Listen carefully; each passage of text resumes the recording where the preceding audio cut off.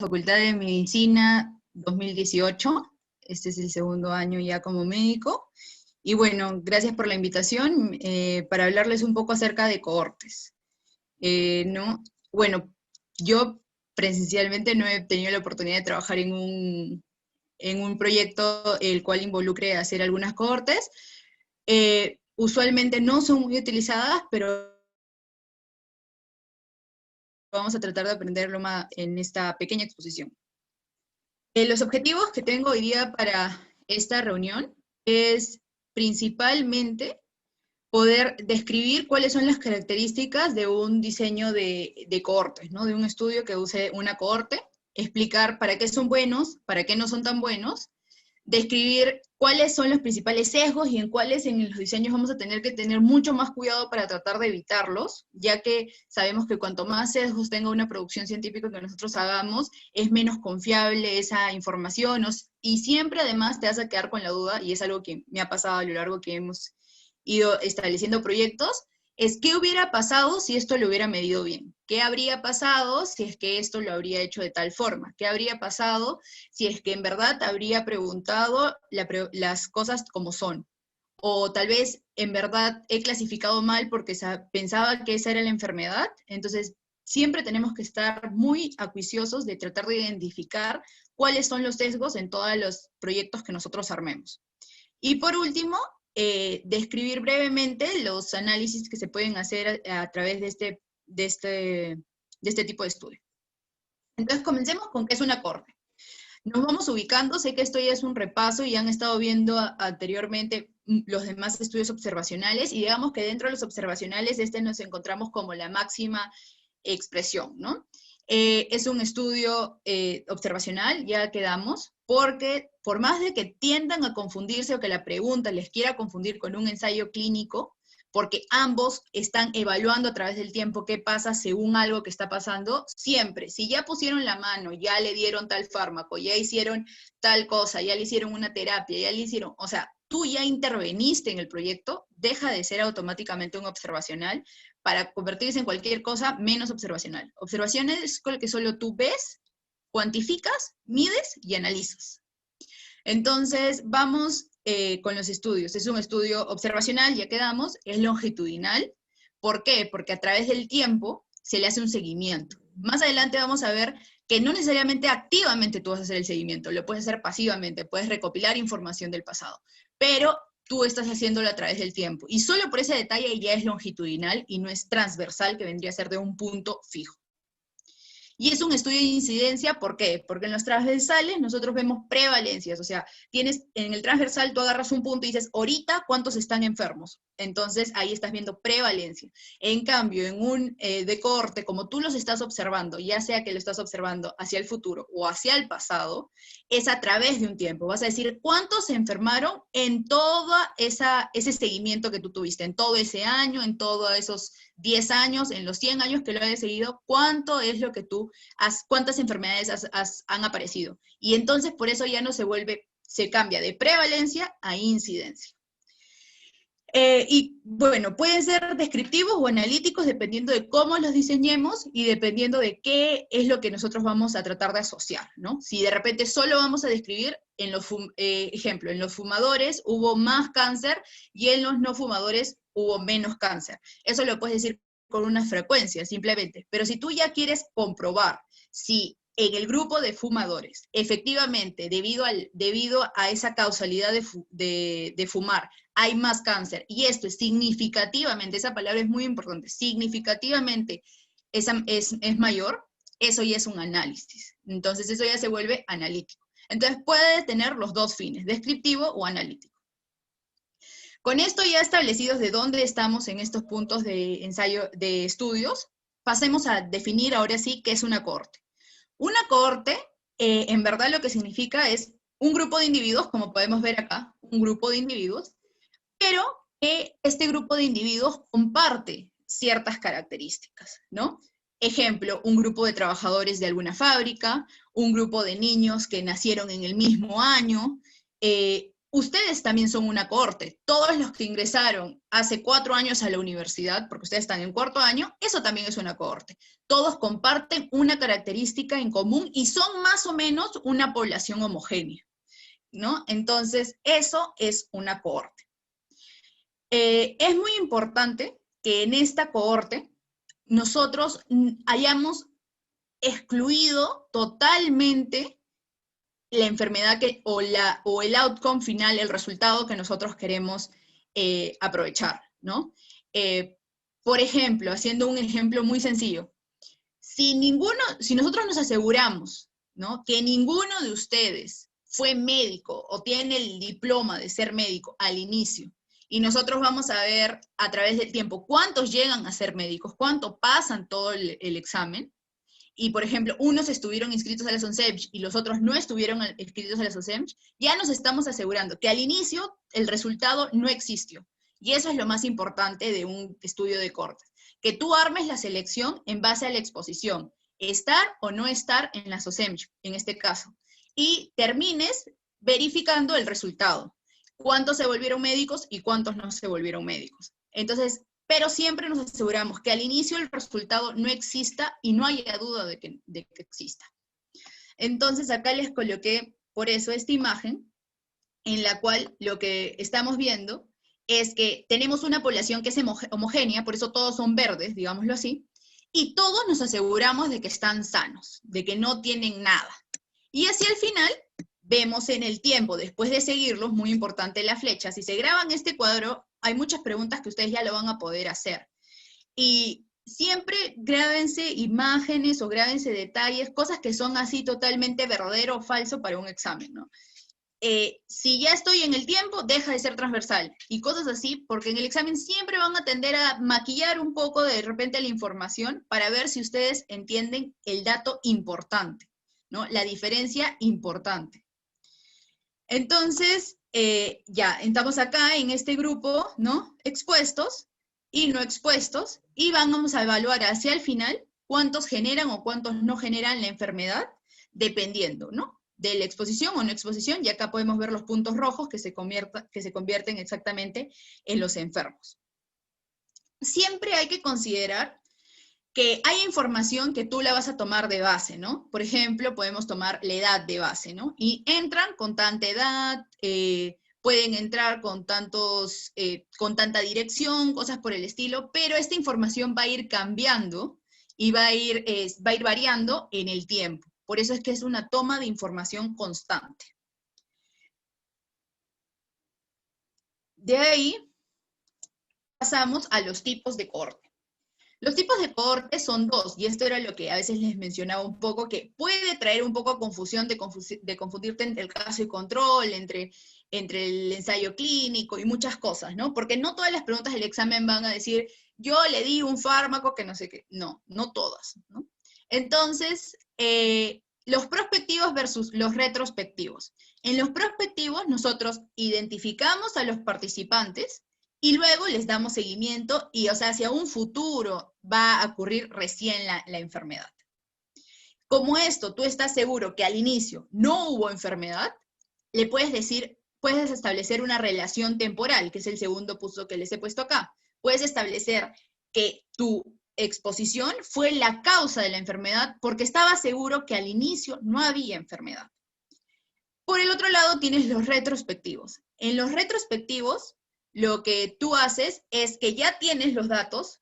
Por ejemplo, en una empresa cogen y van teniendo información, ¿no? Tiene un médico y va recolectando información de sus trabajadores, y llegó el 2020 y tú dices, voy a ver cuántas personas tienen problemas en la espalda, ¿no? Han tenido escoliosis, dependiendo de si en la torre y en la torre B no hubo sillas ergonómicas. Es un ejemplo que se me ocurre ahorita. Eso estás viendo hacia atrás, porque esa compra, ¿cuánto le hicieron? Hace 10, hace 5 años. Y a través de las historias clínicas, tú vas a verificar la información, cómo va a ir siendo, cómo se va desarrollando, cuántos se enfermaron, cosas por el estilo. Sin embargo, acá es algo muy importante. Tú no puedes estar completamente seguro que hace 10 años ninguno tenía un problema de escoliosis. Entonces, como no puedes asegurar esto, puedes decir con bastante cercanía que tal vez es la causa, pero no puedes asegurarla. Entonces, el que te da causalidad es el cohorte, pero prospectiva, no el retrospectivo.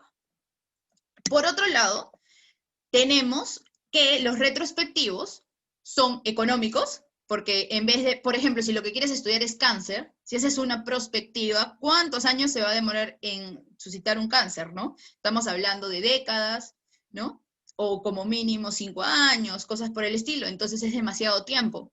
Y también toda la plata del seguimiento, porque las retrospectivas, como te ayudas de historias clínicas, de datos que ya estén bases, no te va a costar nada, ¿no? Te costará las personas que tienen que revisar las encuestas, pero no estarle pagando a un grupo de personas para que le estén dando seguimiento, para que le estén dando visitas, para que estén todo eso. Entonces, si te ahorras mucha plata, tienes mucha más facilidad de hacerlo, pero hay un pequeño problema. Como tú no lo has diseñado desde el inicio, la información que se va a recabar, hay otros factores que de repente en el tránsito del estudio vas a decir, pero pucha, me olvidé de saber si también tenían algún tipo de terapia, ¿no? Entonces, hay datos que no lo vas a poder recolectar. Y acá es donde se suscita uno de los principales sesgos, que es el sesgo de información. El sesgo de información es cuando la información está incompleta o no se obtuvo con los parámetros adecuados, ¿ya? Y puede ser por causa de una recopilación deficiente, porque los datos estén faltantes, los datos sean inexactos, o de repente hace 10 años la definición de escoliosis era una y ahora es otra. Entonces, por todas esas cosas puede suscitarse un sesgo de información. Ahora, también es importante reconocer que si bien son dos fuentes bien separadas, y lo que te va a dar causalidad es la exposición con el outcome principal, también puede haber una mezcla de prospectivas y retrospectivas. Y cuando se da esta mezcla, siempre y cuando el outcome principal esté en base a lo prospectivo, puedes definir una causalidad, ¿no? Pero, por ejemplo, si en un estudio de cohorte de la fábrica que estábamos mencionando, comienzas a vigilar a todos los que entraron en ese año, ¿no es cierto? Entonces ahí ya están parejos porque es todos los trabajadores de esa cohorte. Los comienzas a seguir hasta que se jubilan, por ejemplo. Y puedes coger algunos antecedentes previos de toda la información que estuvo en la base de datos de esa empresa, pero también puedes comenzar a recoger datos hacia el futuro, ¿no? Por ejemplo, yo lo que verdaderamente quiero saber es si 2 años después de la jubilación tienen algún problema. Entonces ahí estás combinando, porque estás cogiendo antecedentes de la parte retrospectiva y de todo eso, y puedes también hacer un seguimiento a partir de la fecha. Ahora vamos un poco a cómo es el diseño, más que nada del estudio. En primer lugar, tenemos lo que se hace en la selección de la población. Y acá para elegir a tu población, o para saber cómo hacer el tamaño muestral, las muestras, las cohortes, tienes que tener en base 2 cosas. La primera es reconocer si tu exposición es rara o es común. Si es bastante común, puedes seleccionar la población general, ¿no? Puedes agarrar y decir ya todos los que nacieron en la maternidad de Lima en este año, o de enero a julio. Porque estoy segura que la exposición es común, entonces lo voy haciendo, lo voy recolectando todos, y mientras vas recolectando la información de cada uno, vas viendo la exposición o vas viendo no la exposición. Y esto podría funcionar si es que todas las exposiciones fueran comunes. Sin embargo, si la exposición es rara, ¿cómo te aseguras de eso? Es imposible, ¿no? De repente recolectas a los 100 niños y algo que es raro, que es que, no sé, que se vayan a vivir al extranjero, no pasa en ninguno. Entonces, o pasen 2, 3, no vas a tener una fuerza de asociación para poder comparar los 2 equipos. Entonces, acá nace una idea que es usualmente bastante utilizada y es donde más se trabaja en las cohortes, y por eso tanto venía repitiendo esos ejemplos, que son las cohortes ocupacionales, o también llamadas fuerzas laborales. Esto significa que dentro de una empresa eliges a un grupo de gente que está trabajando, o dentro de una universidad eliges a un grupo de gente que nace, ¿no? ¿Y por qué se hace eso? Porque les puedes dar más seguimiento, ¿no? O sea, de alguna forma todos los días van a ir a la universidad, si estuviéramos en otro sitio que hay como que tú pasas tu PIN para entrar a la universidad, va a haber un registro de a qué hora entraste a la universidad todos los días, cuántas horas estuviste en la universidad, y todo eso ya no es una plata que aparte la tienes que invertir, sino que ya está hecha en la empresa o en la institución. Entonces, esto usualmente es lo que se usa, y para esto tienes que tener en cuenta, esto lo haces generalmente en las exposiciones raras, ¿no? Y tienes que tener en cuenta dos cosas. Que las cortes deben ser, la otra corte, o sea, la corte de no expuestos, debe ser comparable. ¿Y cómo hago esto? Puedo tener un comparador interno o un comparador externo. En el caso de comparador interno es cuando este pertenece al mismo sitio. Si estamos hablando de una empresa, por ejemplo, que haga productos químicos, y tú quieres decir, quiero saber si los que están expuestos a tocar determinado tóxico hacen cáncer o no hacen cáncer.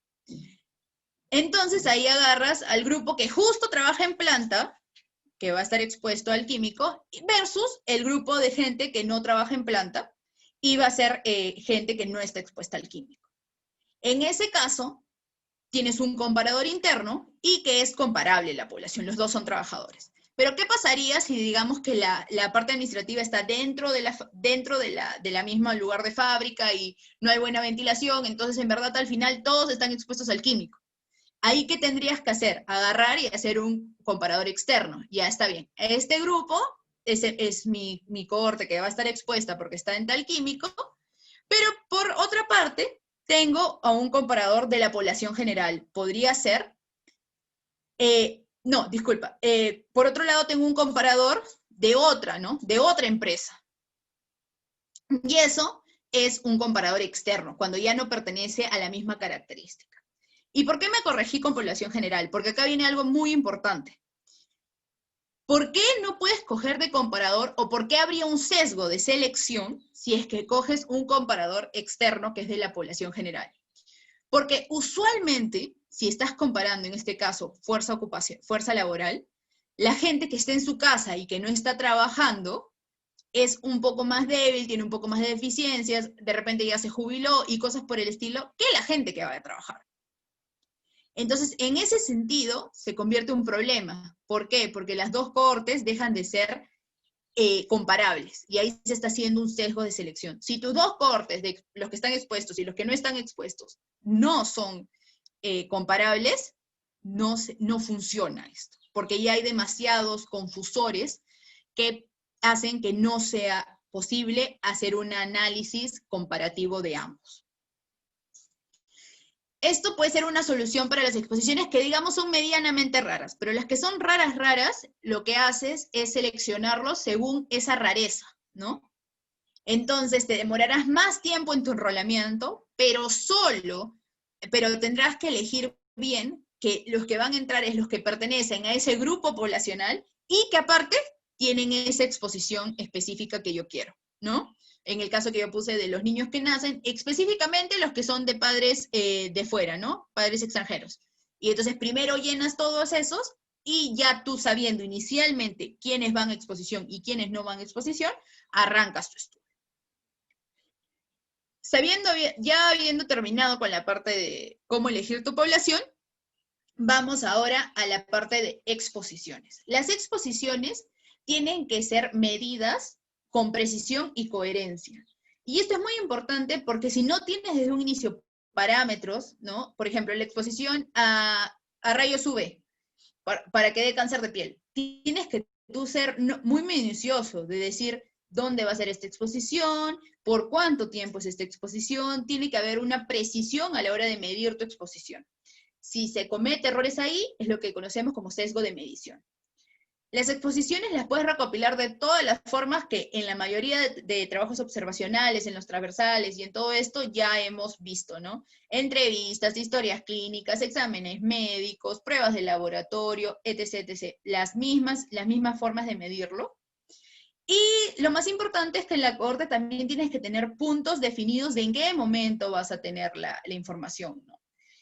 Por ejemplo, podrías preguntar, en el caso del rayo de cáncer, de los rayos solares y producción de cáncer, es muy importante que tú digas, ok, les voy a hacer las mediciones, les voy a preguntar si tienen alguna herida cada 2 días. Entonces, todos parejo, cada 2 días le estás preguntando, ¿te apareció alguna lesión? ¿Te apareció una lesión? ¿Te apareció una lesión? Y así sucesivamente. Y una vez al año les voy a hacer, una vez al mes les voy a ir a hacer que se vayan a hacer un examen físico. Entonces, una vez al mes, todo se va. Entonces, en puntos fijos, predefinidos desde el inicio, ya se sabe en qué momento vas a tener esa medición de exposición. Y bueno, de paso también lo vas a hacer, vas a ver si es que hay o no hay resultado, ¿no?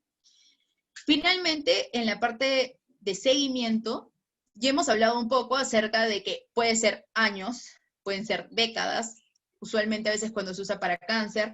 Sabemos que la forma en que se descubrió también lo del cáncer de pulmón con fumar o no fumar fueron a través de cohortes, entonces esto puede durar años hasta que aparezca en algún momento el cáncer o las cosas, ¿no? Son altamente costosos porque es toda una logística de seguimiento, pero para eso hay diferentes soluciones, ¿no? Y las dos soluciones que hay es corte ocupacional, corte retrospectiva. En la ocupacional te ahorras toda la parte de seguimiento porque usualmente van constantemente a un sitio y ahí ya vas anotando, o puede ser más fácil ubicarlos, no tienes que ir casa por casa, ya sabes que ahí lo vas a encontrar. Y la parte de cortes retrospectivas, que ya creo que lo hemos hablado bastante, y en esta parte también te soluciona eso. Ahora, otra cosa que te puede inducir un poco a sesgos en seguimiento es las pérdidas. ¿Cómo solucionas esto? A cada persona que se va, le tienes que de alguna manera medir o decir determinadas cosas. Por ejemplo, ¿por qué se fue? Apareció tal cosa, qué es la inconformidad. Entonces, si tú evalúas un poco las cosas de por qué se fue, si al momento que se fue estaba o no estaba esto, cuando se fue, qué es lo que hizo, y tratas de como que acomodar ese sesgo, solucionas un poco mejor. Igual, si se te va mucha población, la mayores de veces ya se pierde una validez del estudio, ¿no? Finalmente, para la parte de resultados, los métodos de recopilación, como había dicho, pueden ser los mismos, varían enormemente, pueden ser desde, por ejemplo, desde las actas de defunción a través del MINSA, o puede ser base de datos, entrevistas al celular, exámenes médicos, un montón. El tipo de resultado debe ser recopilado sin saber si ese paciente está expuesto o no. Es decir, si yo armo este proyecto y quiero probar que la exposición a rayos del sol va a causar cáncer, porque yo he visto un montón de eso y yo estoy segura porque la información in vitro lo dice, porque todo lo dice, si yo primero que no puedo ser el evaluador, pero si yo fuera el evaluador de resultado, yo no debería saber si esa persona está expuesta o no, porque me puede indicar, puede hacer que sospeche más, ¿no? Ah, tienes ese lunar, no, esto es cáncer, y de una vez decirlo. Y eso es lo que se llama como sesgo de observador. En la parte de análisis tenemos diversas medidas. Ya habíamos hablado de que estos estudios pueden ser descriptivos o analíticos. En la parte de descriptivos podemos hacer frecuencias, riesgos, tasas, cosas que ya los hemos aprendido, que ya lo van a ver con paciencia. Medidas analíticas hay que tener mucho cuidado, ¿no? Usualmente cuando hablamos de variables dicotómicas, exposición o no exposición, o dos cosas, podemos establecer razones de riesgo o razones de tasa, ¿no? El riesgo de esto es 3 veces más. El riesgo de el estar expuesto a tal cosa te da un riesgo de 2 veces de hacer la enfermedad. El no estar expuesto a tal cosa disminuye tu riesgo tantas veces de producir la enfermedad. En estas cosas es siempre y cuando sean dicotómicas, ¿no? También se puede hacer, tu factor resultado puede ser continua, categórica, lo cual complica un poco más el estudio, pero en este caso, ya sea continua o categórica, siempre tenemos que tener una base. Por ejemplo, en el caso de los resultados en las exposiciones pueden ser más de una, ¿no? Por ejemplo, no fumar, fumó antes, fumó después, ¿no? O fuma más allá. Entonces, yo siempre establezco cuál es mi normalidad, no fumar. Y a partir de ahí puedo ir construyendo los análisis. Otra cosa muy importante es, ¿para qué hacemos todo esto cuando queremos ya analizar algo? Lo hacemos con finalidad de buscar el famoso valor P, lo más ansiado por todos, que salga menor a 0.05, pero el valor de P es muy importante que lo entiendan, que siempre se va a referir a que a que eso significa que estamos completamente seguros que esta asociación, ya sea de causalidad o no, se debe a los factores o a los determinantes, más no al azar. P te quita la posibilidad de que sea algo al azar. Esto no es debido al azar, esto no es porque tú tuviste la mala suerte o la buena suerte de que pase tal cosa. Esto es porque esto es causa o está determinado por los factores que estás estudiando. Hay diferentes análisis, puedes hacer chi cuadrado, puedes hacer t-test, un montón de cosas. Finalmente, siempre hay que evaluar hasta qué punto los sesgos estuvieron. Hay que darle algo muy importante a la parte de sesgos, siempre evaluar. Y esto siempre va a ir en debilidades de su estudio, y siempre no hay que esperar. Claro que muchas de las cosas que has hecho mal va a ir saliendo a lo largo del estudio, pero por eso es tan importante el inicio, ¿no? El inicio, dale 1, 2, 3, 4 vueltas a tu diseño. Piensa, no solo como tú que ya armaste el proyecto, piensa desde el otro que lo está llenando, ¿no? El sesgo de información es muy fácil de cometer, porque tú escribes, por ejemplo, si es una encuesta, tú escribes una pregunta y para ti está claro, o sea, está sumamente claro lo que te piden, la información que te dicen, pero el otro no lo leyó así como tú y te dio otra información. Entonces, eso es algo muy fácil de cometer, es en las cosas que más a veces estamos ahí detrás, y siempre hay que estar viendo y evaluando eso, ¿no? Los de selección, ¿estamos completamente ciegos? No estamos completamente ciegos. ¿En verdad es comparativa estas dos poblaciones o es porque me falta gente y quiero que entre, ¿no? O estoy haciendo muy amplia mi selección, no estoy haciendo muy amplia mi selección, mis criterios de inclusión, mis criterios de exclusión no están claros, pueden invadir esto, y las mediciones, ¿no? Para generalmente a la hora de medir el resultado, a veces todos quisiéramos que sea como reumatología, que es claro, ¿no? Porque en reumatología agarran y te dan una lista de síntomas, cumples 4, tienes esta enfermedad, cumples 5, tienes esta enfermedad, pero no toda la vida es reumato, y a veces hay muchas cosas en las cuales tu diagnóstico tiene que ser muy fino, y cuanto más fino sea, cuanto más especificado sea, mucho mejor. Y los confusores, ¿no?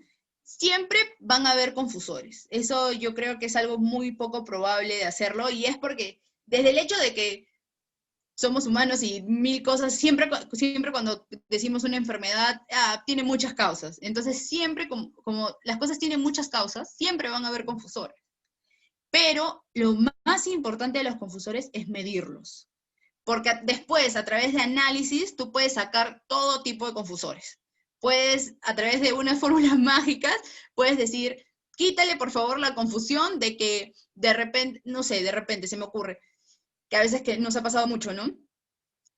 Hay hombres, mujeres, pero a veces los hombres hacen ciertas cosas más frecuentes que las mujeres, ¿no? Antes, los hombres, porque ahora sabemos que hay información que no, pero antes, por ejemplo, los hombres solían fumar más. Y te sale, o sea, tienes tu corda, la dividiste por la mitad, y te sale que en verdad tal población que nació en Italia tiene más cáncer que la población que nació en España. Y tú dices, no, ¿sabes qué? Pucha, ser italiano es un factor de riesgo, X cosas, las cosas en Italia están mal y todo. Y de ahí cuando vas estudiando bien, lo que te das cuenta es que en verdad en Italia hay más hombres, no es que haya más riesgo de fumar, sino que hay más hombres. Y entonces, como hay más hombres, tienes una población más grande que le pasa el factor de que fuma, y porque fuma, entonces ha habido más casos de cáncer, y se debe a que hay más hombres, no a que hay más cosas malas que te incitan a fumar. Entonces, todas esas cosas siempre hay que medirlas. Cuanto más midas y eso ya tú luego comparas, ¿no? Haces, estos son mis outcomes y quiero ver todos los determinantes que estuvieron hacia acá. Cuando vas teniendo determinantes, este tiene tendencia a estar asociado, este tiene tendencia, de ahí los metes a modelos, y los modelos automáticamente te quitan las confusiones. Y te dicen, ok, ser italiano, quitándole la confusión de que hay más hombres, quitándole la confusión de que hay más viejos, quitándole todo tipo de confusión, sí está asociado a tener más cáncer. Entonces ahí te quedas tranquilo, ya son números. Lo bueno de esta parte de la epidemiología es que una vez tú hayas corregido y hayas controlado tus sesgos y tus confusores, todo es números. Así, más adelante seguro ya van a poder ver modelos múltiples, regresiones múltiples, y simplemente nosotros lo que hicimos es, si pasó por uno, pasó por uno, o sea, ya no está asociado, pasó por uno y no hay asociación, qué pena, por más que quisiéramos no hay. Entonces, al ser números, ya tú estás más tranquilo, no depende del observador, depende netamente de números. Para terminar un poco la charla, acá finalmente lo que queríamos ver un poco de fortalezas y debilidades, ventajas y desventajas de las cohortes. Principalmente las cohortes, y eso tienen que tener grabado en su mente, es para estudiar exposiciones raras. Es lo más frecuente, así como casos y controles. Sirve para enfermedades raras, porque tú tienes que llegar a tantos números de casos para armar todo esto. Acá también, tienes que llegar a tantos números de exposiciones para armar tu población. Entonces, para lo que más sirve es para exposiciones raras. Otra cosa es que son bastante flexibles, ¿no? Permite al investigador estudiar una amplia gama de resultados, ¿no? En casos y cohortes a veces tú ya tienes, o sea, la información ya está archivada. Entonces, como la información ya está archivada, tú no, pucha, si en verdad tuviera visto también dónde nacen, hubiera de repente tenido ese factor, porque ahora ya descubrí que los que nacen en altura tienen más riesgo. En cambio acá no. Acá tú tienes la flexibilidad de coger toda la información que tú quieras de la persona porque tú eres la que le está siguiendo. Que bueno, se quita un poco en las retrospectivas, pero hablando de las prospectivas, tiene gran, amplia gama de flexibilidad en esa parte, ¿no? Por otro lado, tú puedes recopilar la información mucho más detallada, puedes controlar los factores de confusión, los puedes registrar y así controlar tu análisis. Y era de lo que les hablaba un poco en la exposición anterior. Siempre antes que aprender stat, antes que cómo aprender el análisis, antes de cómo aprender todas esas cosas, siempre todo está en el diseño. Porque de ahí armaste todo y a la hora de sacar números, uy, no me cuadra. Uy, hay colinearidad. Uy, no puedo comparar esto con esto porque no, me sale acá que no es comparable. Entonces hiciste toda la chamba por las puras. Entonces el diseño es una de las cosas muy, muy, muy importantes. Luego, que en el caso de las retrospectivas, incluso, en prospectivas, disculpa, incluso te da la oportunidad de estudiar relaciones dosis-respuesta, ¿no? A ver, si la exposición le subo un poquito, la exposición fue un poco más, no voy a decir le subo un poquito más porque sabemos claramente que si le estoy dando algo, ya es ensayo clínico, ya es intervención, no es observacional. Entonces, si en verdad esos estuvieron expuestos más horas al sol y estos estuvieron menos horas al sol, estos tuvieron más cáncer, estos tuvieron menos cáncer, puedes establecer una dosis respuesta, que es algo muy importante. De ahí cumple con los criterios de temporalidad, de causalidad, que era algo que ya vimos, y es en las prospectivas. En el caso de las desventajas, es que en verdad es todo un problema en las enfermedades poco comunes, porque puedes tener, tu corte puede ser de 100, 50 expuestos, 50 no expuestos, pero si la enfermedad se presenta uno en cada 1000, puedes tener la piña que ni una sola enfermedad se presentó ahí. Entonces, por eso es que para enfermedades, acuérdense, enfermedades, casos y controles. Enfermedad es un caso, entonces de ahí grábenselo. Casos, controles, enfermedad. Exposición, cohortes. Alto costo de recuperación, largo tiempo evaluando, pero a esto en verdad, a las cohortes en un mundial le puede hacer el máximo de beneficios, ¿no? Puedes recopilar mucho más información, puedes sacar, definitivamente de una cohorte no te sale un paper, te salen miles de papers, porque hay muchas cosas que puedes evaluar, ¿no? El solo hecho de tu outcome principal, hubo o no hubo enfermedad para una cohorte, ya eso va a un sitio.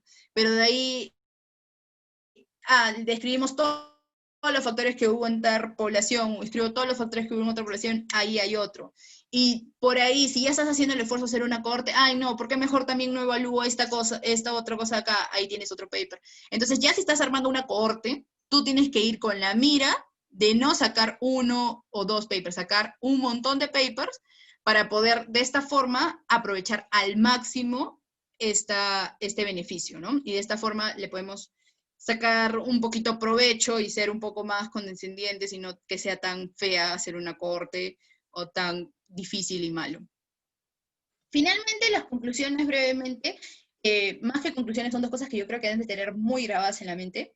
Es la cohorte, se define por su exposición a un posible factor de riesgo para evaluar el resultado.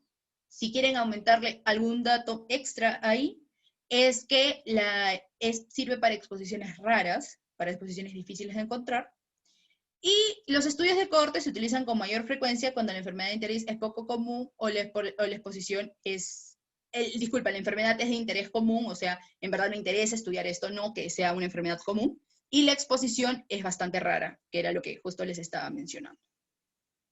Y bueno, eso es todo. No sé si hay alguna duda, porque sé que de ahí tienen que pasar a un repaso. Espero que les haya servido mucho la presentación. Ahora no sé.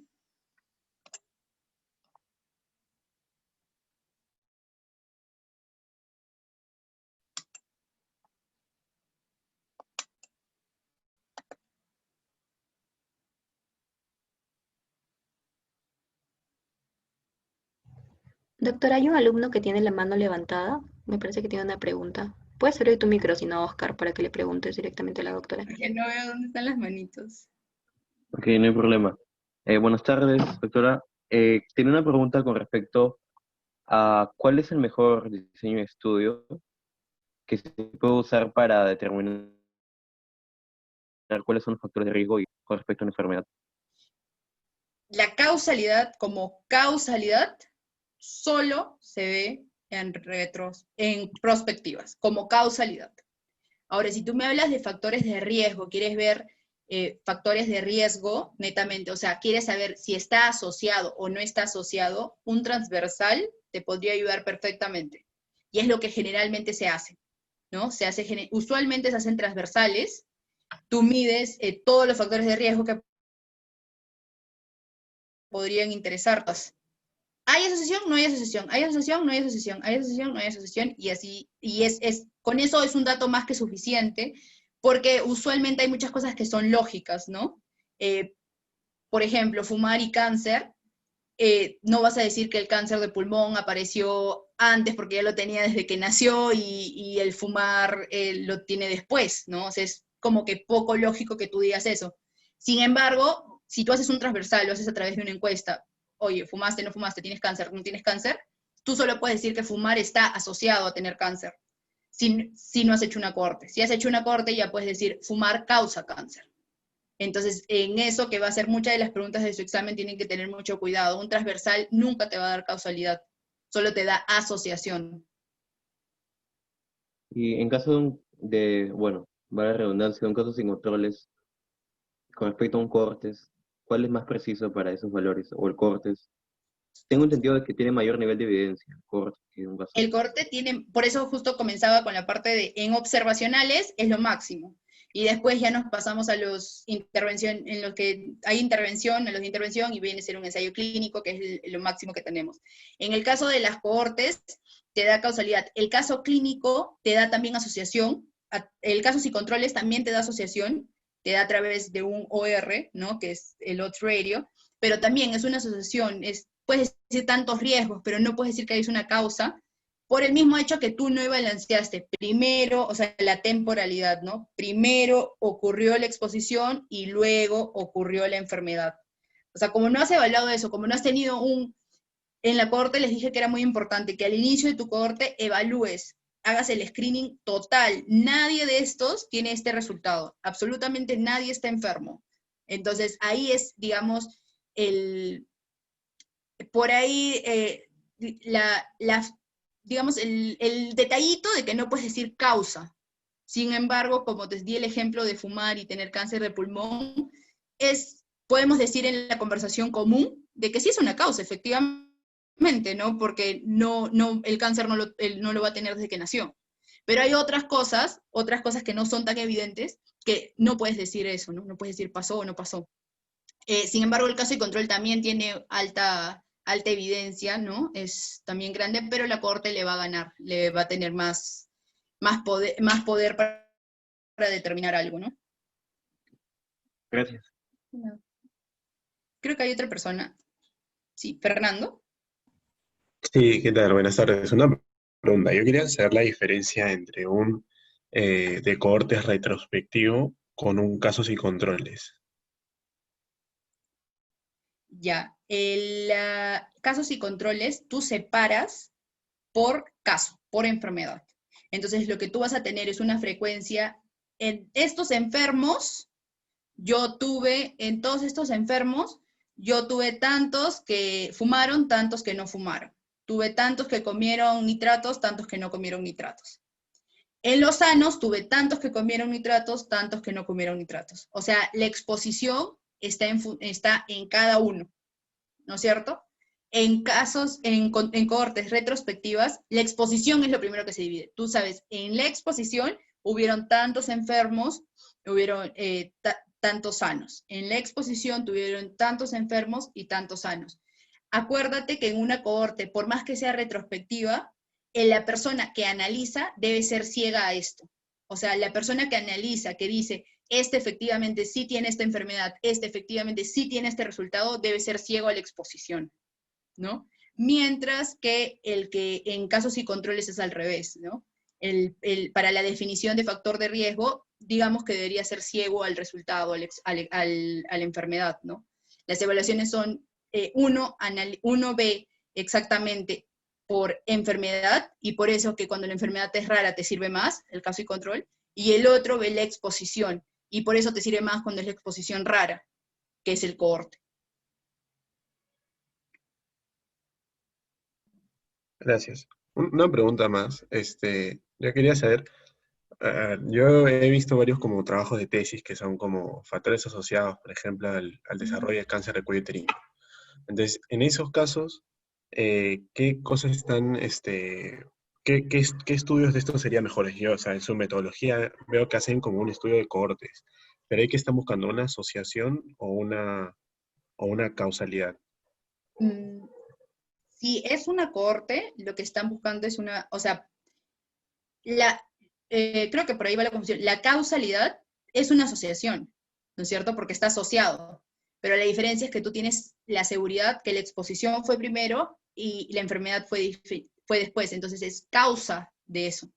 En cambio, en una asociación de los demás y una asociación general solo dice estas dos cosas están enlazadas. Puede ser que la de acá haya afectado a la de acá o que la de acá haya afectado a la de acá. Entonces, eso es lo que te dice asociación. Y eso se ve en los trabajos transversales, ¿no? En la mayoría de trabajos transversales. Si tú dices que lo que has leído es una cohorte, ahí están buscando una asociación, pero una asociación de causalidad. Saber que estos factores de riesgo que han buscado estuvieron en miras al cáncer de cuello uterino, ¿no? Ahora, usualmente por tiempo hay muy pocas cohortes, o las cohortes son muy chicas, ¿no? Para cosas muy sencillas. Por ejemplo, la doctora Teresa, que bueno, hemos hecho un trabajo de cohortes, en el caso de que hicieron una cohorte muy pequeña, de 6 meses, 8 meses más o menos, 8 meses en las cuales siguieron a unos niños y comenzaron a tomarles pruebas de su microbioma. Y lo que querían ver es, según cuántas diarreas, cómo cambiaba ese microbioma. Entonces, definitivamente es cohorte porque tú vas siguiendo en el tiempo y lo que quieres evaluar al final es si la más chance de tener diarreas hizo que el microbioma sea con más de determinado microbio, ¿no? Más con E. coli, pongamos un ejemplo, o menos con E. coli. Entonces, hacen cohortes a veces que son muy cortas para cosas que son de seguimiento, pero que no va a hacer que aparezca una enfermedad tal cual, ¿no? Eso son muy complicados y usualmente los hicieron era más de uso anterior, ¿no? A veces si ya vas a hacer un trabajo de una cohorte, muchas veces si quieres ver la causa de algo, la causa es en ensayos clínicos, en el caso de ver medicinas, esas cosas, ¿no? Gracias.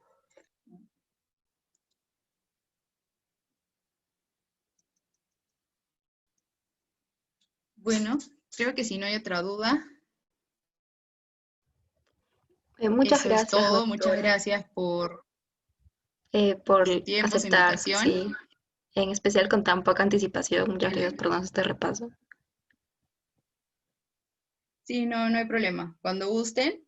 Y qué bueno que tengan este tipo de reuniones que sigan siendo efectivas para que puedan aprender y para que podamos seguir diferenciándonos en lo que siempre nos hemos diferenciado, ¿no? Que es hacer investigación. Me da gusto que muchos me hayan puesto como ejemplos cosas, estudios que hayan leído, cosas que hayan leído, o intereses para su tesis, cosas por el estilo. Y eso es algo muy importante, ¿no? Y aprovechemos el tiempo que estamos bueno, que están en casa, que pueden de repente, sé que a veces es un poco más pesado y todo, pero tienen un poco más de tiempo de leer. Bueno, algunos ya me conocen, yo soy Cuti, bueno, Félix Cuti. Actualmente no estoy yendo al hospital, no soy interno, decidí no regresar por el tema de la pandemia. Y Alonso me llamó por el motivo de que Gustavo, por motivos personales, no pudo dictar el repaso del día de hoy. Por eso preparé esta pequeña presentación para ayudarlos para el examen del día de mañana. Sé que deben estar cansados, un poco asustados, angustiados por el tema. Yo sé que les va a ir bien. Espero que este pequeño repaso les ayude bastante. Bueno, entonces va a ser un banqueo acerca de descripción de casos, estudios transversales y estudios ecológicos. Entonces comencemos con la primera pregunta. ¿El servicio de dermatología de un hospital ha registrado durante los últimos 20 años todos los casos diagnosticados de necrólisis epidérmica tóxica en el centro? Se encuentra que un 20% de estos pacientes habían estado expuestos a carbamazepinas en las 6 semanas previas al diagnóstico, mientras que un 10% había estado expuesto a fenitoína. ¿A cuál de los siguientes corresponde el diseño de este estudio? ¿Un estudio ecológico, un estudio de casos y controles, un estudio de prevalencia o un estudio descriptivo? Les voy a dar un minuto para que piensen cuál es la clave y lo escriben en el chat, también para leerlos. ¿Qué es lo que piensan?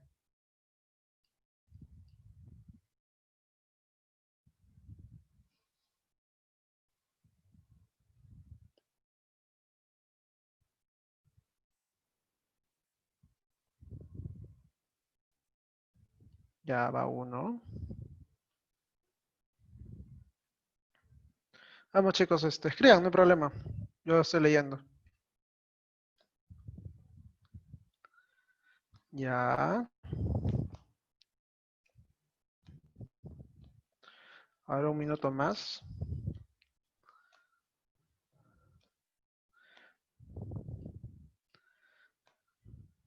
Más. ¿Nadie más? Nada más. Ya, entonces ahora vamos a ver con el análisis de la pregunta. A ver. Entonces, primero tenemos que saber que el unidad de análisis de este estudio que nos están presentando es el individuo, es una persona, son los pacientes del servicio de dermatología. Entonces, con eso echamos la opción de que es un estudio ecológico, ya que luego voy a explicar cuál es la palabra clave de un estudio ecológico. Luego, ¿podría ser un estudio de casos y controles? Pues no vendría a ser un estudio de casos y controles, ya que solamente nos presentan los casos que vendrían a ser estos pacientes con esta enfermedad, por lo cual faltaría controles. Entonces nos quedarían entre dos claves, entre si es un estudio de prevalencia o es un estudio descriptivo. Entonces, tenemos que recordar que un estudio de prevalencia no deja de ser un estudio descriptivo. Y en este caso, posiblemente hayan sacado la información más que todo de historias clínicas. Y además tenemos que acordarnos que si hablamos de prevalencia, estamos hablando sí o sí, o bueno, en la mayoría de casos, de un estudio transversal. Entonces, en este caso, dado que el estudio de prevalencia es un estudio descriptivo y entre estas dos claves que nos quedan, la que abarcaría más vendría a ser la de estudio descriptivo. La palabra que podría resumir que es un estudio descriptivo vendría a ser esta frase, que dibuja el fenómeno estudiado sin establecer ninguna relación. O sea, solamente describe la frecuencia de una enfermedad en una población, no analizan los vínculos entre exposición y efecto. Es un estudio observacional, solamente observas, más no se interviene. La medición se da en un corte de tiempo, ya que si es que si se quedaríamos a analizar esta población, en este caso estos pacientes, vendría a ser un estudio, vendría a pasar a ser un estudio tipo cohorte. Se proporciona datos sobre los cuales se pueden plantear hipótesis. Se ha visto de que los estudios descriptivos pueden hacer volar la imaginación de bastante gente para plantear hipótesis, para buscar relaciones. y suelen ser el primer paso de una investigación epidemiológica. Entonces, pasemos a la segunda pregunta. ¿Se da a conocer el grado, se da a conocer el grado de asociación que existe entre el síndrome metabólico y el déficit de vitamina D en la población general? Para ello se selecciona una muestra de un centro de salud entre los pacientes mayores de 18 años. Se les cita y en la visita se les hace un examen clínico para determinar si cumplen los criterios de síndrome metabólico y se les extrae sangre para medir las concentraciones séricas de 25 hidroxivitamina D. La pregunta tendría que ser, ¿cuál es el diseño de estudio? ¿Un estudio de corte prospectivo? ¿Un estudio de corte transversal? ¿Estudio de casos y controles? ¿O estudio de caso cruzado? A ver, escriban en el chat para ver qué es lo que opinan.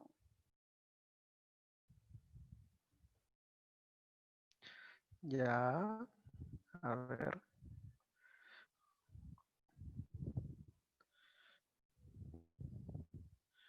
Ok. A ver unos cuantos más.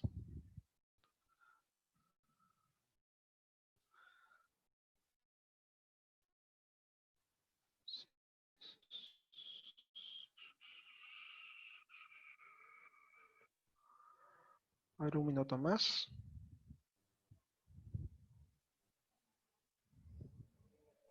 Ok. A ver, entonces vamos a ver qué es lo que es el... Entonces vamos a ver. Vamos a desmenuzar un poco todo esto, toda esta frase que he dicho, que es bastante larga.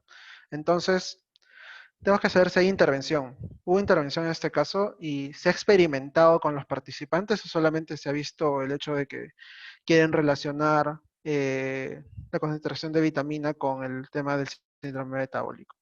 Y la respuesta es que no, no hubo intervención, solamente se analizó la presencia de síndrome metabólico en los niveles de vitamina D. Ahora tenemos que saber, en alguna parte de esta pregunta se mencionó que se les ha realizado seguimiento a los jóvenes. Pues no, en ninguna parte de la pregunta han dicho que han hecho seguimiento a los jóvenes. Solamente intervinieron esa única vez a través de la obtención para ver los niveles de vitamina D y ver la presencia de síndrome metabólico. Entonces la respuesta tendría que ser, como la gran mayoría menciona, un estudio transversal. Entonces, con un pequeño repaso, en un estudio transversal, un estudio de corte transversal es un estudio observacional. Suelen ser llamados también estudios de prevalencia. Esa es una de las palabras fijas que, del estudio transversal, que mayoritariamente mide la prevalencia. La exposición y el efecto que se miden corresponden al mismo periodo temporal. Son estudios de bajo costo, es uno de los mejores beneficios del estudio de corte transversal, ya que puedes trabajar con bases de datos de cierto momento y no tienes que moverte a buscar información por ahí. Y además genera información la cual es útil para la gestión y planeación de salud.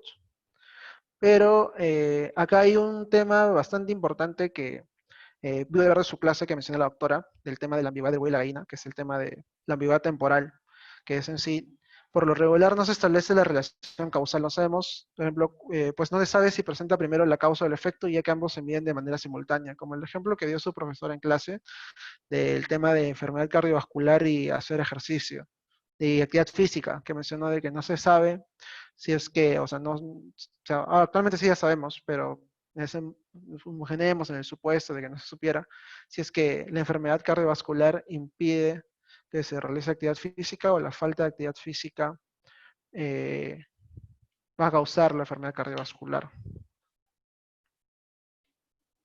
Siguiente pregunta. En un estudio epidemiológico se trató de correlacionar el consumo de carne procesada per cápita en distintos países en el año 2012, con la incidencia de cáncer de colon registrada en ese mismo año en dichos países. ¿De qué tipo de estudio se trata? ¿Un estudio ecológico? ¿Una serie de casos? ¿Un estudio de caso cohorte o un estudio de cohorte transversal? Ok. Ya.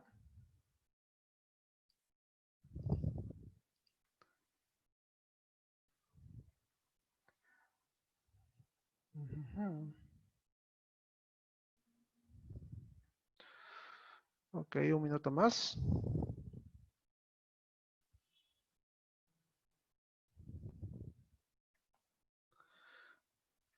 Bueno, al parecer todos han dado con la respuesta. Entonces vamos a analizar un poco esta pregunta. ¿Cuál vendría a ser la unidad de análisis de todo lo que he mencionado? En este caso vendría a ser los países, ya que mencionan en distintos países en el año 2012. ¿Cuántas veces van a ser analizados? Solamente refieren de que se ha analizado en ese momento para ver la incidencia de cáncer de colon. No han mencionado si es que los pacientes se le han dado. Más aún, no se han mencionado ni pacientes, se han mencionado solamente países. Solamente se ha buscado posiblemente en bases de datos de ese año para saber quiénes tenían cáncer de colon y nada más. Y sobre el seguimiento, pues no mencionan nada. Entonces, como ya varios han puesto en el chat, la respuesta es un estudio ecológico. Estos estudios ecológicos se caracterizan por tener como unidad de análisis u observación a un grupo de personas o una población. O sea, no es un estudio como un estudio transversal que agarran personas, sino en este caso agarran más gente, agarran poblaciones, distritos, países. Son considerados estudios descriptivos. Permiten comparar poblaciones de distintas regiones en un mismo periodo de tiempo. Son rápidos y poco costosos, ya que utilizan datos recopilados obtenidos a partir de censos, encuestas, programas de vigilancia epidemiológicos, más que todo. Pero se les puede considerar estudios incompletos. Esto ya que se puede conocer el número total de personas expuestas. El número total de personas expuestas es el número de personas enfermas, pero no la cantidad de enfermos que estuvieron expuestos ni el número de expuestos que no enfermaron. Ese es un punto bastante importante del estudio ecológico.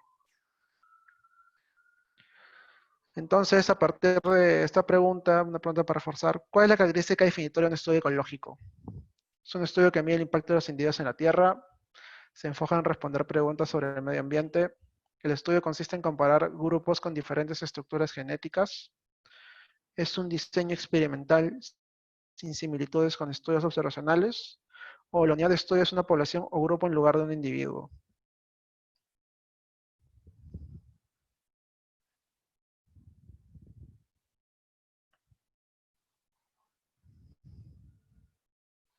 A ver.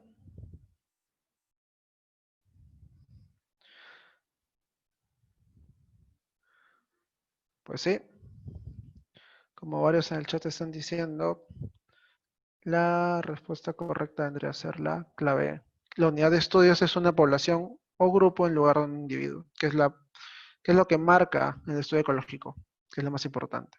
Ahora, una cosa bastante llamativa con respecto a los estudios ecológicos. Respecto a esta imagen, que es un ejemplo. Supongamos que en un estudio ecológico de los distritos de Lima, se vio que en los distritos con alta prevalencia de mascotas que tienen pelos, se vio una baja frecuencia de asma. ¿Ok? Entonces, distritos de Lima en los cuales hay alta frecuencia de animales con pelo, hay una baja frecuencia de pacientes con asma, de frecuencia de personas con asma. O sea, según ese razonamiento, vendría a suponerse que probablemente una persona que por solamente poseer una mascota, poseer una mascota va a reducir en su posibilidad de tener asma. Y esta es una falacia. Es una falacia de este tipo de estudios que se llama una falacia ecológica. O sea, la falacia en sí es un razonamiento incorrecto. Y con respecto a la falacia ecológica, es cuando se infiere algo sobre un individuo a base de observaciones realizadas en un grupo. Como estos estudios, acuérdense que su unidad de análisis no es la persona, sino grandes masas poblacionales. O sea, no se puede interpretar que datos generales obtenidos de grandes masas se puedan individualizar. Como menciona el estudio, no se puede utilizar para sacar conclusiones sobre comportamientos individuales. Esto puede hacer, esa es una de las cosas que yo creo que podría venir desde el día de mañana, a mi parecer.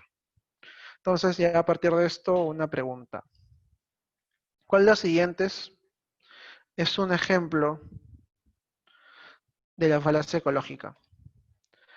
A. La creencia de que todas las personas que usan anteojos tienen una inteligencia superior al promedio después de leer un estudio en el que se encontró que las personas que usan anteojos tienen una inteligencia superior al promedio. La creencia de que todas las personas de Islandia son portadoras de una afección después de tratar a un paciente de Islandia que la padecía. La creencia de que el calentamiento global es un engaño después de leer un solo artículo. La creencia de que todos los perros son marrones porque el perro de su vecino es marrón. O la creencia de que todos los asiáticos tienen una predisposición genética a los cánceres de estómago después de leer un estudio en el que los asiáticos en América tienen una mayor incidencia de cáncer de estómago. ¿Cuál vendría a ser la respuesta? ¿Cuál creen que es la respuesta? A ver. AEA.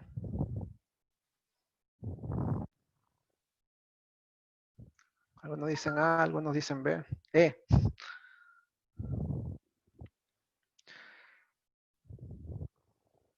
A ver, léanla bien. Lean bien la... Acuérdense que la falacia ecológica es que no se podemos deducir a partir de datos obtenidos de grandes poblaciones e individualizarlo. Lean bien la pregunta.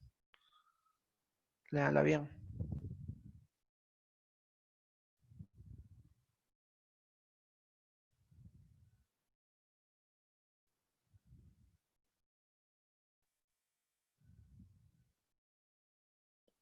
A ver, la gente dice que es la E. A ver, primero comencemos con la E, ¿ya? Dice, la C. A ver. Vamos con la E. La creencia de que todos los asiáticos tienen una predisposición genética a los cánceres de estómago después de leer un estudio en que los asiáticos en América tienen una mayor incidencia de cáncer de estómago. Voló. Alguien me dice que voló. Pero también está en la A, que es la creencia de que todas las personas que usan anteojos tienen una inteligencia superior al promedio. Después de leer un estudio en el que se encontró que las personas que usaban anteojos tenían una inteligencia superior al promedio.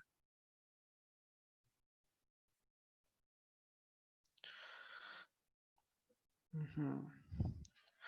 Lo que yo leí, lo que salía en el libro que encontré la respuesta, mencionaron que eran la A, que era la creencia de que todas las personas que usan anteojos tienen una inteligencia superior al promedio después de leer un estudio. Aunque ahora que lo leo bien, la E también tiene un similar. Ujú. Cáncer de estómago. Más tarde voy a analizarlo bien y voy a revisar un poco más acerca de ese tema y le voy a enviar un mensaje a Alonso para que les pueda enviar a ustedes. Pero yo en un primer momento también marqué la A y por suerte era la clave correcta. Pero voy a leer un poco más, voy a leer un poco más después de este repaso para que quede más claro. Voy a hacer unos 2 slides explicando mejor bien acerca de esto. A ver, la siguiente pregunta. Seleccionamos, un minuto, voy. Seleccionamos una muestra aleatoria entre los pacientes que acuden a vacunarse de la gripe durante la campaña anual en un centro de salud. Se registra en los pacientes seleccionados si están utilizando fármacos hipolipemiantes y si están diagnosticados de diabetes mellitus, entre otros datos. Se obtiene que la diabetes mellitus es más frecuente entre los pacientes que toman hipolipemiantes que entre los que no la toman. ¿A cuál de los siguientes corresponde el diseño de este estudio? Un estudio de prevalencia, un estudio de casos y controles, un estudio de cohortes prospectivo o un ensayo clínico aleatorizado. ¿Cuál creen que es ustedes?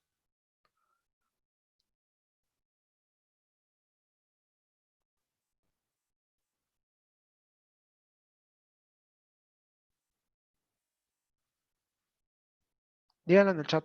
O si quieren, pueden decirlo en el chat.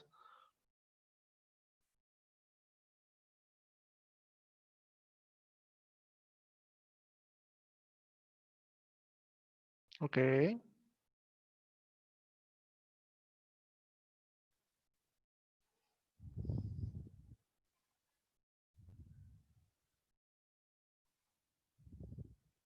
Algunos dicen A, otros dicen C.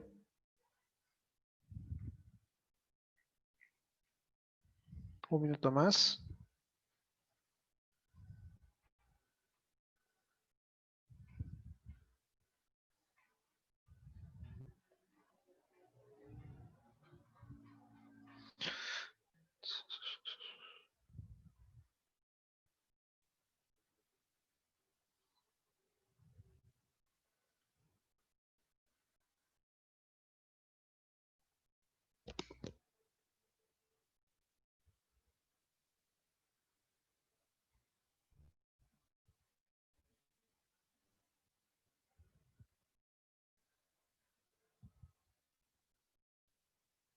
Bueno, ya pasó el minuto. Entonces vamos a analizar un poco la pregunta. A mí me pareció cuando leí la pregunta me pareció que era mucha cosa para dar la respuesta. A mi parecer, para mí. Entonces, primero hay que ver bien. En alguna parte de la pregunta, que es este estudio que se quería ver si tenían, que ahí tenía, me acuerdo, que querían ver si están utilizando fármacos o si tenían diabetes. En alguna parte estaban comparando grupos de personas basándose en alguna intervención. Pues yo solamente vi que querían, solamente estaban buscando en esta campaña de salud si es que usaban esos medicamentos y tenían el diagnóstico, más no comparaban otra cosa. Entonces, no, pues no comparaban nada, por lo cual no podríamos decir que es un estudio de casos y controles, por lo cual lo anularía. No pensé que es un estudio de casos y controles. Otra pregunta que yo me hice. Están diciendo que los evaluarán durante un tiempo, es decir, si es que van a seguir siendo intervenidos para pensar si es que podría ser una cohorte o sea, un estudio que va a ir a la larga. Pues no, en ninguna parte del estudio mencionaron, en ninguna parte de la pregunta mencionaron que iban a analizar después de esta intervención de la campaña de salud. Pues entonces no vendría a ser ni un estudio de casos y controles, ni un estudio de cohorte prospectivo. Y ya quedaría entonces estudio de prevalencia y un ensayo clínico aleatorizado. Pero creo que entre los dos sabemos que es la primera, un estudio de prevalencia. Entonces, acá cabe el punto más importante para ver qué es un estudio de prevalencia, que solamente se obtiene ese dato. Se obtiene que la diabetes mellitus es más frecuente entre los pacientes que toman hidropolimiantes que entre los que no los toman. Solamente se obtuvo ese dato. Es información. Se está digiriendo únicamente. Siguiente pregunta. Durante los meses de octubre a diciembre de 2011 se procedió a la selección de 200 pacientes diagnosticados de POC a partir de los registros del programa correspondiente en el centro de salud, mediante un muestreo aleatorio sistemático. Los pacientes fueron evaluados mediante una espirometría y respondieron a un cuestionario de calidad de vida y otro sobre adherencia terapéutica. ¿Qué tipo de estudio epidemiológico se ha realizado? Un ensayo clínico aleatorizado, un estudio de cohortes, un estudio de casos y controles, una serie de casos o un estudio transversal. A ver, un par de minutos para que piensen cuál podría ser la clave.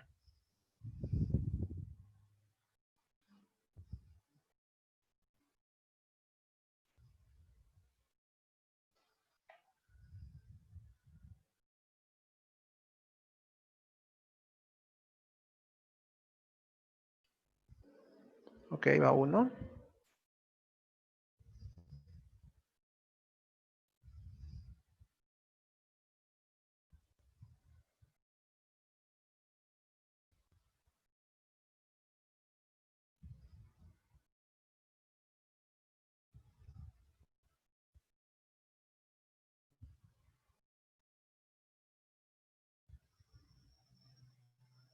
A ver, un minuto.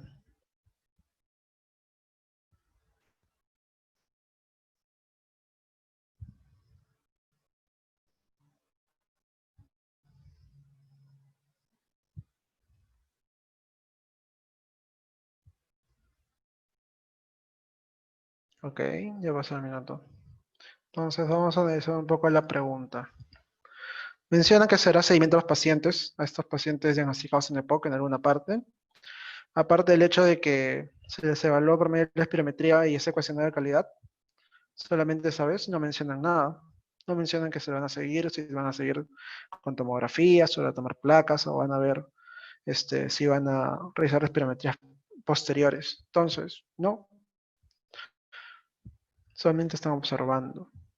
Mencionan en una parte si estos pacientes van a recibir algún medicamento para poder compararlos con alguno, para considerar que es un estudio de casos y controles. Pues no, en ninguna parte mencionan eso. Entonces, estaremos ya con eso tachando. Bueno, en primer estudio de cohortes, ya que solamente han sido analizados esa vez con por medio de la espirometría y la encuesta. También el ensayo clínico utilizado, también tacharemos estudio de casos y controles, ya que no hay una población con la cual comparar. Y una serie de casos, pues con la cantidad de pacientes que tienen, no podría ser considerada una serie de casos. Entonces, por lo cual, la respuesta tendría que ser un estudio transversal. A ver, la siguiente pregunta. Ahí no sale, ya está. En 2005, Gossens y Coles publicaron un estudio en el que observaron una correlación entre el uso poblacional de antibióticos y la tasa de resistencia a antimicrobianos. En dicho estudio, la unidad de análisis fue cada uno de los 26 países europeos que participaron. ¿A qué tipo de diseño corresponde este estudio? Un estudio sociológico, un estudio de intervención comunitaria, un estudio de cohorte, de base poblacional, un estudio ecológico o un estudio transversal.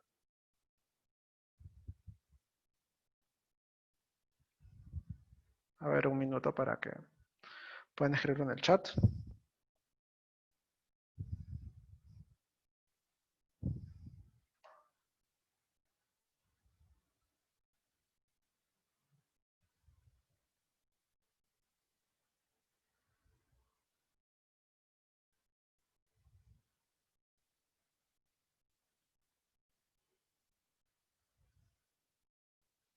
F.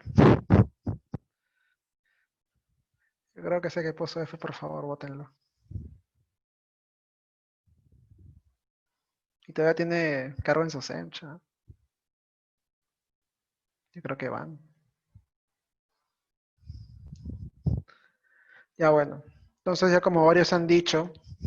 Ah, estás gracioso. Bueno, ya como varios han dicho, pues la respuesta correcta ya sea estudio. Y lo más importante de este es el dato, que lo resalté en rojo. En una parte mencionan, bueno, primero para analizar la pregunta, para analizar todo el enunciado. O sea, mencionan que han intervenido o mencionan que han realizado algún seguimiento. Primero para, bueno, o sea, solamente mencionan de que han analizado para tratar de correlacionar el uso de antibióticos y la tasa de resistencia a antimicrobianos. Pues, ¿han intervenido? No, no han intervenido ni han hecho algún tipo de seguimiento. ¿Y cuál es la unidad de investigación? ¿Cuál es la unidad de análisis de este estudio? Pues son los países europeos.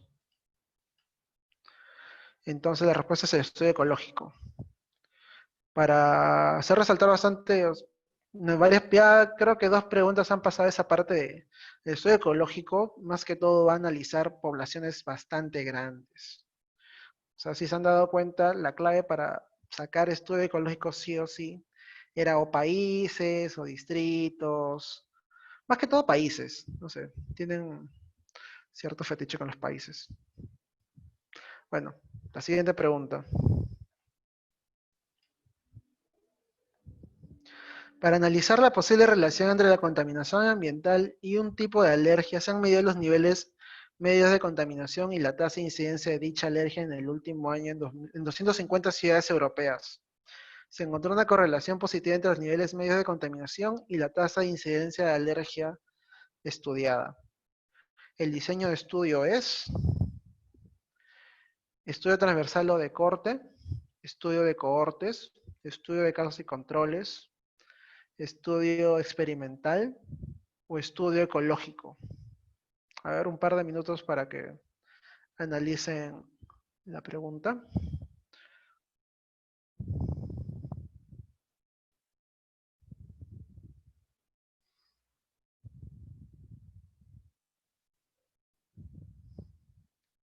A ver, un minuto más. Un minuto.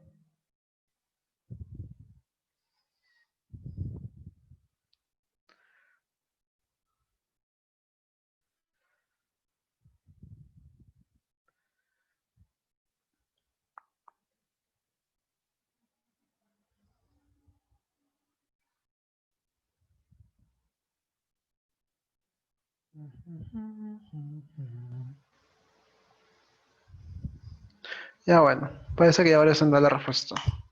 Entonces, ¿cuál es el dato importante de esta pregunta? A ver, en el último año, en 250 ciudades europeas, ciudades, países europeos, distritos limeños. Entonces, la respuesta es estudio ecológico. Como lo dije, si es que tienen dudas, una pregunta y mencionan que ven una población bastante grande, yo marcaría estudio ecológico. Claro que si es que no han intervenido, claro si es que no han intervenido, si no había intervención, si no han experimentado. Y aparte de eso, si es que veo que se han tocado una población bastante grande, marcaría estudio ecológico. Y ya hemos visto que son 3 preguntas respecto a esto. Ah, y para que sepan estas preguntas las he sacado del libro gordo de la MIR, para el residentado de España. O sea, como pueden ver, preguntas respecto a estos temas de estudio transversal, estudio ecológicos no son tan difíciles, solamente es entender bien la definición clara y precisa. Entonces, creo que ya esa es la última pregunta, de pequeño repaso. Los estudios epidemiológicos de tipo corte transversal son los más apropiados para A. Realizar inferencias causales sobre la relación entre la exposición a un factor y la enfermedad. B. Estimar la incidencia real de una enfermedad a partir de un muestreo aleatorio. C. Estimar la prevalencia de una enfermedad crónica. D. Diferenciar entre factores etiológicos y factores pronósticos de la enfermedad. O diferenciar entre casos incidentes y casos prevalentes de la enfermedad. ¿Cuál cree que es la respuesta?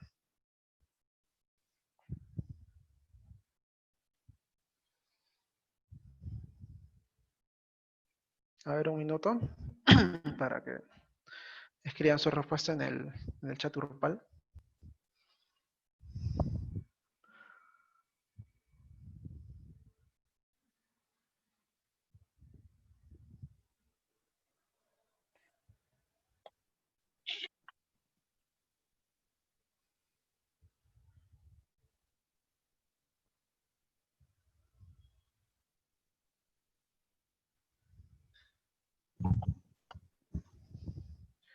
Pues sí, varios han dado con la respuesta correcta. Ahí está el Chimps.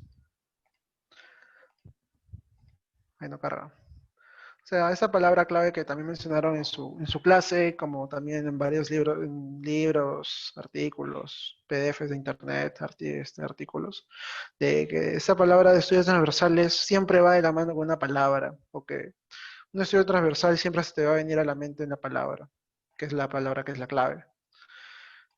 Tararara, que es la prevalencia. Estimar la prevalencia de enfermedad crónica. Entonces, casi siempre que hablan de estudios transversales, siempre van a tratar de buscar la prevalencia. También se conocen estudios de prevalencia. Por eso en este caso la clave era estimar la prevalencia de enfermedad. Y con respecto al tema de... Ahí está el Chimps. Todo chapado.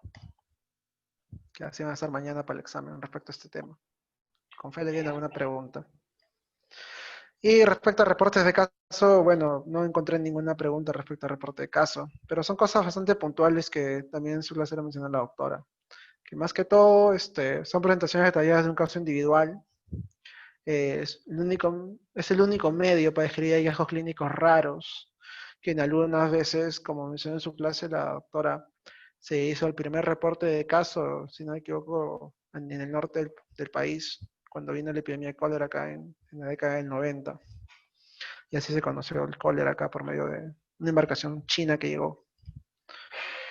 Nos permite reportar sobre patologías nuevas. Algunas veces que la gran parte, los reportes de casos nos hacen conocer de patologías nuevas. También nos sirven para reportar reacciones adversas a medicamentos, pero no nos sirven de base para alterar la práctica clínica, ya que, como mencioné un poquito más arriba, a veces se encuentran hallazgos clínicos raros, y solamente por ese hallazgo a veces no puedes cambiar toda la base de tanto de investigación, tratamiento respecto a una enfermedad. Ameritaría encontrar más casos para llegar a una serie de casos, tal vez, posiblemente hice un estudio para ver si es que lo que se encontró en ese reporte de caso específico pueda ser significativo. Y bueno, chicos, eso vendría a ser todo de mi parte de este pequeño repaso. Espero que el día de mañana les vaya bien. Y creo que ahorita tienen clase. También aprovechenla. Eso sería toda mi parte. Chau, chau.